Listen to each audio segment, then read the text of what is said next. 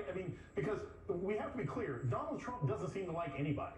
He may have a particular disdain for black people. He may have a particular disdain for children at the border. But remember, this is a guy who left his own supporters out in the middle of a tarmac and hopped on a plane.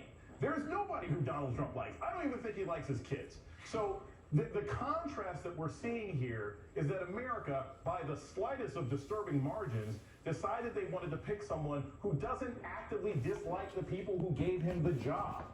I am disturbed by the fact that not enough Americans made that decision. I'm disturbed by the fact that you have large numbers of people who are like, yeah, a guy who leaves people out in the cold, and 250,000 people die of COVID and harasses women and everything else like that. I want a little bit more of that, and I don't really know if I wanted the other guy. So this election actually shows me a lot of really disturbing things about this country racially, very disturbing things about this country from a gender standpoint. And I have to say this, because if Joe Biden becomes president of the United States, and I hope that he does, because he is not a dictator in the making, he seems to be a decent guy, I will immediately turn around my hat and be excruciatingly critical of him, because you cannot come into this White House with the idea that these people aren't the enemy.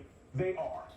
The people chasing the Biden-Harris truck out of Texas, they are the enemies of democracy. The people right now attacking vote counters in Detroit, they are the enemy. Kyle Rittenhouse is the enemy. Mitch McConnell is the enemy. And if there's one thing that Democrats should have finally figured out in this campaign, you can't treat the Republican Party with kid gloves, because they won't treat you that way. I hope Joe Biden just gave this speech to sound nice, because everything isn't locked down yet. Maybe Senator Harris will have this idea should she become VP, but they have to go into this realizing they're in a war. The war for the soul of America will not end once he's inaugurated, and I hope he remembers that.